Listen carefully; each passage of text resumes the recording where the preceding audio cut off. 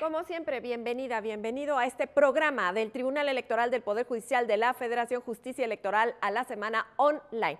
En el marco de la Feria Virtual del Libro 2022 del Tribunal Electoral del Poder Judicial de la Federación, déjeme comentarle que se presentó una obra denominada El voto en prisión preventiva. ¿Quieres saber de qué se trató esta presentación? Pues acompáñenos.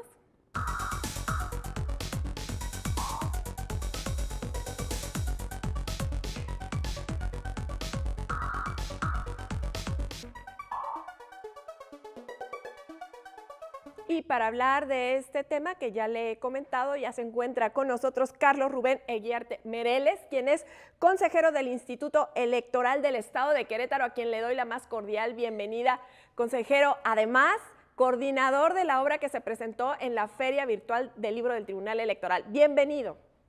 Muchas gracias, Lucy. Qué gusto saludarte a ti y a todos quienes siguen el programa a través de las plataformas del Tribunal Electoral del Poder Judicial de la Federación. Pues es un gusto que nos acompañes, consejero, y yo quisiera, empezar preguntándote, ¿cuál crees desde tu perspectiva de una autoridad administrativa electoral local, cuál es la importancia de la Feria Virtual del Libro del Tribunal Electoral? ¿Cómo podríamos verla en perspectiva? Fíjate, Lucy, que en principio yo diría que el tribunal se ha tomado muy en serio la difusión de la cultura democrática. Me parece que ha leído muy bien la necesidad que hay en México de especializarnos en materia electoral. Ha sido una materia que, como sabes, es muy dinámica y que requiere siempre profesionales, mujeres, hombres, que se encarguen de esta tarea de tan alta especialización. Y creo que lo ha hecho de manera particular con una producción editorial muy importante, muy vasta, con grandes plumas, muy didácticas, muy interesantes por los temas que tocan también. Pero también me gustaría destacar, porque soy testigo de ello, del gran esfuerzo que se hace a través de la Escuela Judicial Electoral a manos de su directora, la doctora Gabriela Rubalcaba. Conozco al profesorado de tan alto nivel, hay que decirlo también, que es de acceso gratuito, no solamente al funcionariado del tribunal, sino abierto para toda la ciudadanía. Y eso te digo, soy testigo porque soy egresado de la maestría de Derecho Electoral allí en la Escuela Judicial Electoral, por lo que sé de cierto, pues, que es un profesorado muy comprometido y que finalmente me parece que suma con esta alta producción editorial. Y bueno, pues esta feria del libro, que es ya pues una tradición en el tribunal, se constituye como un espacio idóneo, digamos, para la reflexión, para el análisis de ciertos temas, y que además hay que decirlo, son temas propios de un tribunal abierto. El hecho de que se generen espacios para que se puedan discutir temas, para que se puedan analizar sentencias, como es el caso que nos ocupa. El voto en prisión preventiva es una obra colectiva que participan varias personas, pero que surge a partir de una sentencia de la Sala Superior. Y estos espacios me parece que son los que hacen de gran valía a esta feria, en este caso virtual, ¿no?, del tribunal, y que me parece pues es un esfuerzo que vale la pena continuar. Bueno, ya ubicados en el contexto y ya con este planteamiento que hace nuestro invitado, pues yo te preguntaría, ¿consideras que esta sentencia del Tribunal Electoral marca un antes y un después? Estamos hablando del voto en prisión preventiva. Sí, efectivamente. Me parece importante que quienes nos ven, nos escuchan, entiendan un poco el marco de esta sentencia. Estamos hablando de la sentencia que recae el expediente sub JDC 352 de 2018, que fue aprobado por la Sala Superior en febrero de 2019, y que se trata de un asunto muy complejo. Es una solicitud de dos personas indígenas, tzotziles, que estuvieron presos en el Amate, en el reclusorio del Amate en Cintalapa, Chiapas, y que estuvieron esperando 15 años a recibir sentencia. Es parte de lo que hace emblemático este caso. Son personas que estaban al amparo de la presunción de inocencia, pero que no recibían sentencia y por lo tanto no podían votar. Esas personas solicitan el derecho al voto y el tribunal hace este ejercicio hermenéutico complejo que armoniza dos preceptos que estaban en aparente colisión y de manera, digamos, evolutiva resuelve esta sentencia. Hay que decir que hay sentencias que les permite ser resueltas con una simple subsunción a la norma. Esto significa que el texto de la norma es claro, es preciso y que permite, bajo una cierta armonización, una cierta interpretación, llegar a una solución. Sin embargo, este fue un asunto complejo. Fue necesario hacer alguna serie de ponderaciones, de principios por parte de las magistraturas y finalmente arribar a este resultado que conocemos, que es ordenarle al INE que lleve a cabo las actividades necesarias para que por primera ocasión en el año 2024 todas las personas que están privadas de la libertad sin sentencia puedan votar. Ese es el resumen de la sentencia que viene muy ad hoc, porque ahora yo te quisiera preguntar cómo fue este trabajo de coordinar la obra, quiénes participan, qué se dice y qué concluye. Sí, pues es una obra en la que participan en siete ensayos. Son personas expertas todas ellas y que abordan desde distintas perspectivas esta sentencia. Debo decirte que en el Instituto Electoral del Estado de Querétaro, cuando se busca la construcción de esta obra, pensamos en que valía la pena el abordarlo desde tres ópticas distintas.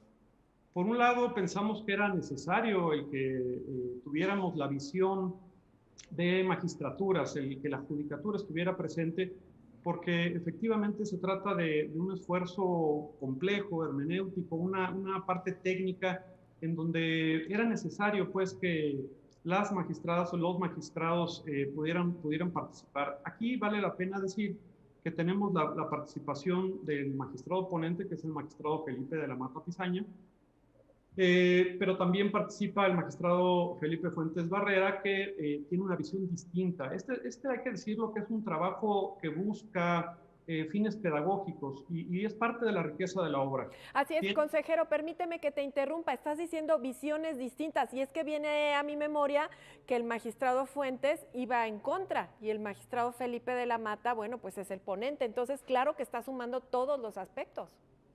Sí, así es, así lo buscamos.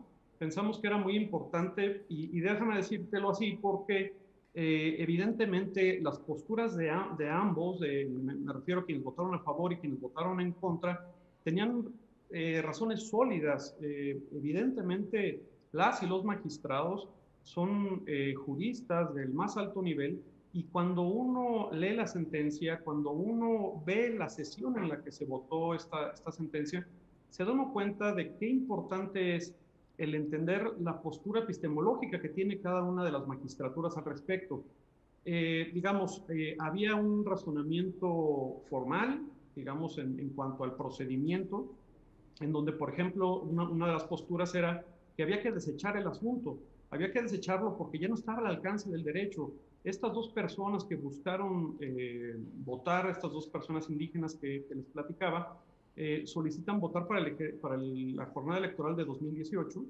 Sin embargo, esta sentencia se resuelve en febrero de 2019, de manera que ya no estaba al alcance del derecho esta sentencia y digamos, desde el punto de vista formal, lo que correspondía era pues desecharla. Sin embargo, prevaleció una visión principialista, es una visión que ve el tema a futuro, digamos que ve como una necesidad en la vida democrática del país el regresarle esa dignidad a las personas que están privadas de la libertad a la luz de esta presunción de inocencia. De manera que, así como es importante ver la parte jurisdiccional a través de figuras de tan alto nivel como los dos magistrados, también pensamos que era importante que participara alguien que tuviera la visión administrativa.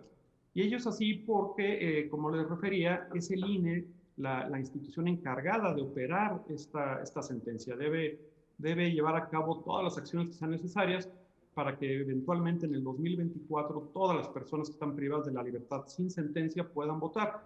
Y aquí tenemos la participación de la consejera Dania Rabel, que acepta participar con una visión muy particular. Pero también consideramos que la academia era un espacio indispensable. Como todos sabemos, pues siempre la discusión desde el punto de vista académico nos da luz en estas reflexiones que buscamos hacer y en verdad encontramos algunas participaciones que enriquecen mucho la obra. De manera que, decía yo, pues para recomendar la lectura de esta obra, por un lado veo que hay una gran calidad de las plumas, las personas que en ella escriben, y por supuesto sus aportaciones son muy valiosas de todas ellas y todos ellos, pero también es un tema muy importante, es un tema que toca el corazón de la democracia. El voto es, digamos, la sangre que corre por las venas de la democracia. No podemos imaginar un modelo como el nuestro sin la participación de la ciudadanía. Y ello bueno, pues lo refiere jurisprudencia. Evidentemente no podemos soslayar la universalidad del voto como uno de los principios que corre, digamos, de manera transversal a lo largo de toda la sentencia para buscar eso, para buscar un ensanchamiento del cuerpo electoral y que eventualmente voten la mayor cantidad de personas que sea posible. Bueno, tenemos escaso un minuto para concluir este primer bloque y te preguntaría también, ¿estaba en deuda el Estado mexicano con esta población? Sin duda, Lucy. Creo que este asunto oxigena la democracia de nuestro país. Se tardó en llegar. Hay que decir que casos como el de Hirst contra Reino Unido estuvieron 17 años atrás en Europa. Creo que es una sentencia que finalmente necesitaba la democracia porque combate esta idea de democracia censitaria, es decir, una democracia incompleta que censura la participación de ciertas personas por cualquier razón. Hace ya varias décadas, desde 1953, que votan las mujeres. Pues ahorita es inaceptable, es absurdo pensar que no fuera de esa manera. Bueno, pues finalmente ha habido a lo largo de la historia algunas razones por las cuales algunas personas no votaban, quizás porque no tenían propiedades o porque no tenían una instrucción académica determinada. Bueno, en este caso me parece que hay un avance en este sentido, en que se le permita a la mayor cantidad de personas votar, personas que están como ellas al amparo del principio de presunción de inocencia que está previsto en el artículo 20 constitucional desde 2008, desde la reforma penal de 2008, de manera que era importante, era necesario y me parece que transforma, por un lado, sí, la participación de la ciudadanía que está, digamos, participando en cualquier proceso electoral, pero también me parece que enriquece y nos posiciona en el concierto internacional a México en un mejor lugar. Exacto, nos estamos colocando como aquellos países que han permitido el voto a las personas presas hace ya muchos años. Y bueno, concluyendo con este tema, nos vamos a una pausa, regresamos y les seguimos contando más de lo que sucedió en la Feria Virtual del Libro del Tribunal Electoral del Poder Judicial de la Federación 2022 a través de esta obra.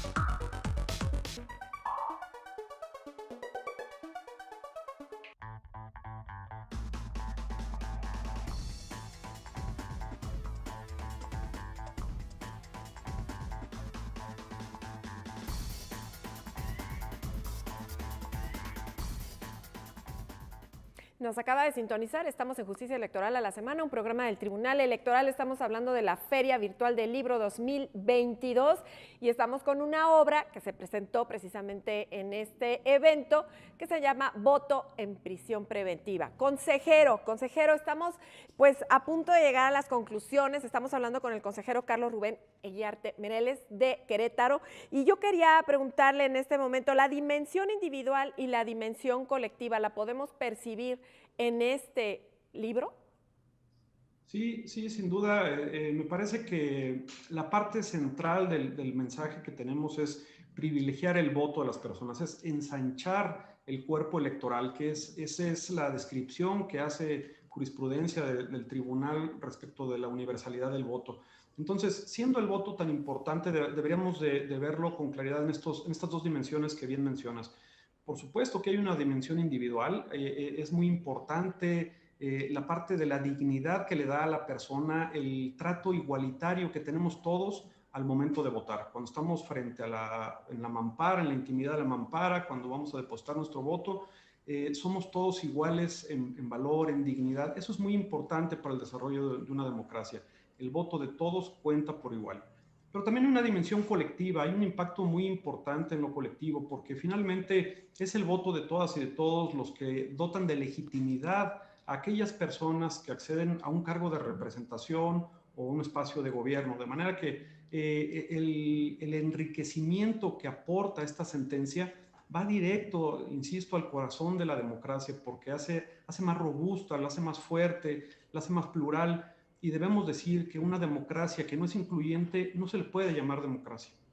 En efecto, y esta sentencia y esta obra tendrán pues una segunda parte, ¿no? Porque pues se verá el experimento real ya en 2024, consejero.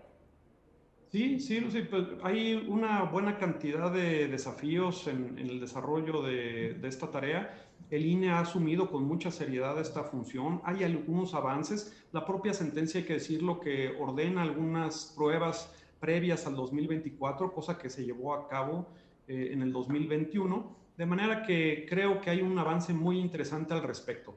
Pero también creo que es una sentencia que nos invita a ver hacia adelante. Es una sentencia que nos deja ver que si bien en este caso se resolvió que era muy importante velar por la dignidad de la persona, que era muy importante el que el Estado mexicano tutelara esta necesidad de la reinserción social de las personas que están privadas de la libertad, podríamos entonces empezar a cuestionarnos más allá de esta sentencia algunos casos como por ejemplo, insisto, este es un tema distinto, es un tema a futuro, pero creo que hay que valorar qué pasa con las personas que ya están sentenciadas, porque en este caso también esas personas tienen una dignidad que podemos tutelar y esta muerte civil, como se le denomina, no persigue ningún fin legítimo. Tenemos que ser muy claros al respecto de que de igual manera aquellas personas que están privadas de la libertad ya sentenciadas, pues también deben aspirar este derecho a reinsertarse en la sociedad y sigue siendo una obligación del Estado mexicano el buscarlo. Y también debemos decir que las penas accesorias no son positivas en esta tarea. Ya la persona está purgando una condena, está privada de la libertad por una sentencia condenatoria y cuando se le impone esta muerte civil, no persigue ningún fin legítimo y sí lo aleja, digamos, de ese único vínculo que lo sostenía con el mundo exterior. Y vale la pena pues aclarar que son personas pues, que tienen un interés jurídico al respecto, tienen un interés de qué es lo que ocurre en el exterior, porque también esas personas que acceden a cargos de poder podrían eventualmente tener algunas políticas públicas que les afecte, ya sea dentro de un centro de readaptación social o ya bien en el exterior. De manera que esta sentencia nos hace levantar la mirada, hacer una interpretación de nuestra realidad jurídica con estas gafas de progresividad. Me parece muy importante el que veamos esta sentencia más allá de lo que dictan sus líneas. Tenemos que aprender a ver, digamos, a la luz de este anhelo constitucional. La reforma del artículo primero es lo que nos ordena el poder ver nuestra realidad no solamente a partir de nuestro texto constitucional, sino ya con una nueva fuente de derecho, que es el derecho internacional a través de los tratados internacionales de los que el Estado mexicano sea parte. De manera que este nuevo parámetro de regularidad constitucional nos invita a ver estos retos de la democracia, insisto, a la luz de este principio de progresividad y que involucra a varios casos, no solamente las personas en prisión preventiva, no solamente las personas en prisión ya sentenciadas, sino hay que voltear a ver a las personas que están hospitalizadas y que no pueden votar. Tenemos que voltear a ver a las personas que no pueden desplazarse de sus domicilios hacia sus casillas el día de la elección. Tenemos que voltear a ver a aquellas personas que no tienen un domicilio y por lo tanto no tienen una credencial para votar. Todos estos son desafíos muy importantes que hoy en día sigue teniendo nuestra democracia. Hay que verlo, digamos, con buena cara, con cierto optimismo. Creo que vamos avanzando y me parece que esta sentencia puntualmente nos fija un parámetro interpretativo distinto. Me parece que nos debemos atrever a ver los derechos humanos en este nuevo concierto, en este nuevo paradigma constitucional que involucra los tratados internacionales y que por supuesto pues nos dan luz y nos permiten ejercer de mejor manera nuestros derechos. Porque hay que decirlo, consejero, la Constitución pues sigue intacto. Ese artículo que mandataba que no se podía votar en prisión preventiva, sigue intacto, usted no me va a dejar mentir. Sin embargo, la sentencia del Tribunal Electoral está creando nuevos derechos, ¿no? Impulsando nuevos derechos a través de todo lo que tú has mencionado a lo largo del programa. Es correcto, Lucy. Este es un asunto de ley referenda. Esto significa que es un tema que debe tener un impacto en la ley. La propia sentencia en sus puntos resolutivos le da vista a las cámaras del Congreso de la Unión justamente para estos efectos, para que se armonice este texto constitucional, particularmente el artículo 38, fracción segunda, y que no se vea forzado un tribunal a hacer una interpretación compleja, como lo tuvo que hacer la Sala Superior en febrero del 2019, y de manera que también permita el mejor ejercicio de los derechos humanos de todas las personas. Efectivamente, este artículo, esta fracción, la fracción segunda del 38, sigue en esos términos y me parece que es un tema que eventualmente deberá resolverse, y de no ser así, pues me parece que desde los estados debemos estar impulsando esta posibilidad de que desde nuestras constituciones, nuestras leyes, tutelemos estos derechos, porque es posible hacerlo. Ya lo vimos, hay un caso que es puntualmente el caso de Hidalgo, que ya se llevó a cabo y que ya hicieron un ajuste a su ley, en donde de alguna manera hay una constitución local que tutela de mejor manera estos derechos humanos que la Constitución federal. Hemos visto muchas veces cómo desde lo local se impacta a lo federal en materia electoral, consejero. Y bueno, ¿qué sigue? Hay que seguir discutiendo este tema, hay que ver el ejercicio en 2024. Esto ya va caminando, ya tiene caminito, tiene senda y tiene destino. Sí, así es, Lucy. Creo que nos falta aprender mucho sobre la marcha. Lo importante es que efectivamente hay un rumbo claro, sabemos hacia dónde vamos. El INE tiene claridad al respecto, hay informes valiosos tanto de parte del INE como de la Comisión Nacional de Derechos Humanos que nos dejan ver que hay problemas. Efectivamente, tenemos casos complicados. Hay que decir que hay un rezago generalizado en la impartición de justicia, particularmente el área penal es compleja, pero tenemos datos cercanos al 40% de personas que están privadas de la libertad, que están esperando sentencia. No sé si fui claro, pero del total de la población que está privada de la libertad, el 40% de ellas y ellos están esperando sentencia. Y cuando vemos casos como este, que no es el único, que tienen 10 o 15 años esperando una sentencia, pues nos damos cuenta que no todo el problema está en lo electoral. Habrá que revisar muy bien nuestro sistema desde el punto de vista de impartición de justicia penal, pero en todo caso tiene que ver con lo mismo, tiene que ver con el ejercicio de los derechos humanos, y la obligación sigue siendo del Estado mexicano de tutelarlos de la mejor manera posible. Bueno, y las sentencias del Tribunal Electoral sin duda impactan las vidas de las personas que conforman pues todo México, las y los mexicanos.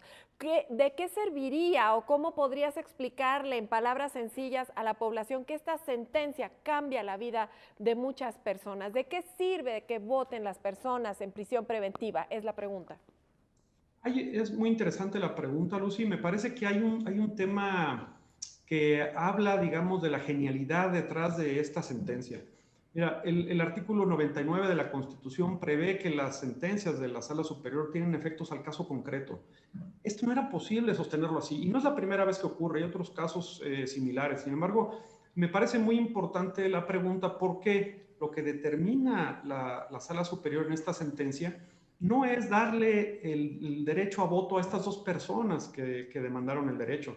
Hace una sentencia con efectos generales, con efectos erga omnes, y esto efectivamente transforma la democracia en el país. Es una sentencia que, insisto, le permite a una muy buena cantidad de personas en este momento, ya con miras al siguiente proceso electoral, ejercer este derecho humano al voto. Y me parece que lo relevante es que va dejando atrás algunos formalismos que no le aportaban a este fin último, este fin que buscamos en una democracia, que es la participación de todas y de todos. Me parece que es un buen ejemplo, insisto, es una pauta interpretativa muy interesante para que casos futuros que eventualmente estarán llegando insisto, puede ser el de las personas ya sentenciadas, que los podamos ver a la luz de esta sentencia y con estas gafas que decimos, estas gafas de progresividad que nos permitan ver, digamos, con la mirada más puesta en lo alto y privilegiar siempre, ese es el anhelo constitucional,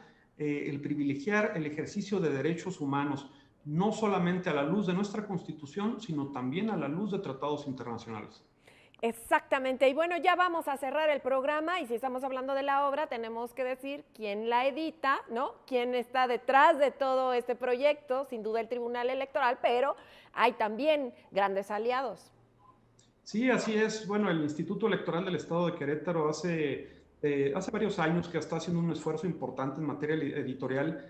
Contamos con la generosidad de muchas y muchos funcionarios del Tribunal Electoral del Poder Judicial de la Federación que han colaborado en estos ejercicios y la verdad es que trabajar siempre con el sello de Tirant Lo Blanche es una garantía de calidad en estas obras. De manera que yo diría, con la casa editorial que nos impulsa, con un tema tan relevante como es el voto de las personas, en particular en este caso en prisión preventiva, y arropadas, digamos, por esta alta calidad de las plumas que participan en ella, pues hace de esta obra realmente algo que vale la pena leer. Debo decir también que como es una edición propia del Instituto Electoral del Estado de Querétaro, es de acceso libre para todas las personas interesadas. La pueden consultar, pueden descargarla de manera gratuita en la página del Instituto Electoral del Estado de Querétaro, que es www.ieeq.mx